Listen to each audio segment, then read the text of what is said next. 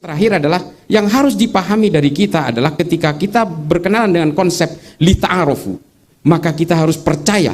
Kalau kita percaya bahwa Tuhan itu satu, maka kita harus percaya bahwa siapapun manusianya, berbeda agama pun, berbeda suku pun, maka kita harus percaya mereka diciptakan oleh Tuhan yang sama.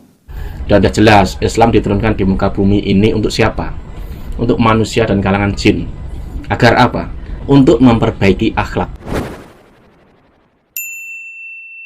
Seperti artis yang dulunya musisi, setelah merasa hijrah dia mengharamkan musik, terus dia sibuk menghitung dosa-dosa temannya yang sedang bermain musik. Ini kebiasaan ini. Ini adalah konsep-konsep takfir yang kemudian lebih sibuk untuk menjadi penghakim, dan dia seolah-olah mendeklar bahwa dia adalah Tuhan terdil di bumi ini. Tidak ada, bos.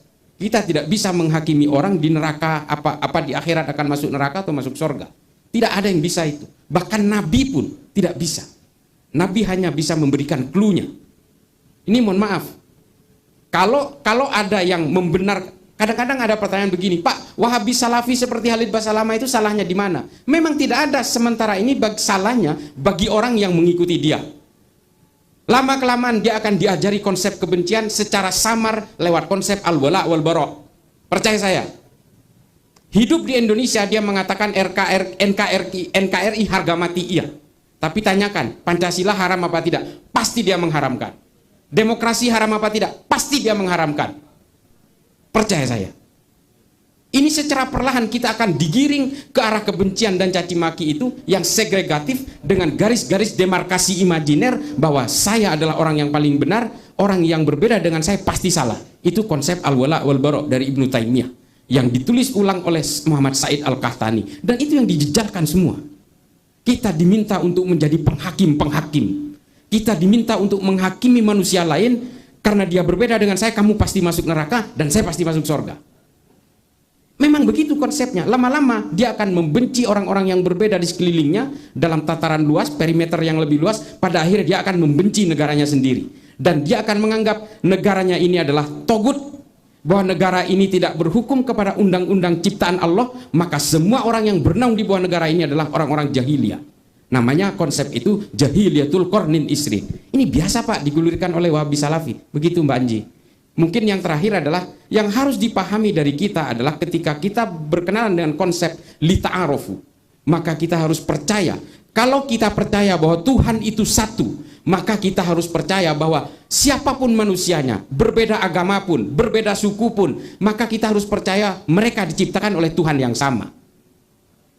Saya ulangi, kalau kita percaya Tuhan itu satu, mau orang Kristen, mau orang Hindu, mau orang Buddha, mau orang Bugis, mau orang Papua, pasti diciptakan oleh Tuhan yang sama.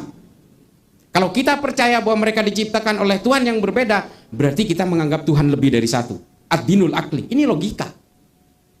Makanya kemudian kita ini lahir. Saya ini lahir di Madura, Pak, makanya saya Islam. Orang tua saya Islam. Kalau saya lahir di Meksiko, saya akan Katolik, pasti 100%. Siapa yang bisa menolak takdir kelahiran kita? Lalu atas nama perbedaan agama, lalu kita harus membenci orang lain, mencaci maki orang lain. Oleh Allah, orang Islam itu diharamkan untuk mencaci maki sesembahan orang lain. Karena mereka akan mencaci maki saya sejadi-jadinya tanpa ilmu pengetahuan. Dan ini terjadi.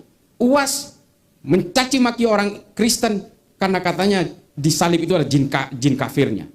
Khalid Basalamah mengatakan orang Kristen itu Tuhannya itu menyembah patung sebenarnya.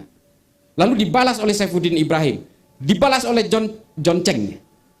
Ini adalah sebenarnya kejadian-kejadian yang memang oleh Tuhan itu sudah diperingatkan. Jangan saling caci maki, mudorotnya itu kental sekali. Kalian akan saling caci maki yang gak ada gunanya. Makanya kita itu harus toleran. Ini bulan puasa nih. Ini bulan puasa. Ini adalah momentum di mana kita harus melakukan empati itu, bahwa segala perbedaan ini konsepnya adalah lita'arofu. Nggak ada lagi. Saling berinteraksilah kalian meskipun kalian berbeda-beda.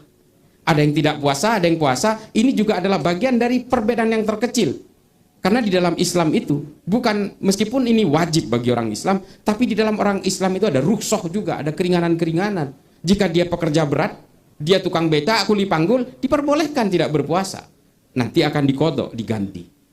Ini adalah keringanan-keringanan yang kemudian kita harus berempati bukan hanya kepada orang non-muslim, tapi kita juga berempati kepada sesama muslim yang diberi keringanan untuk tidak berpuasa.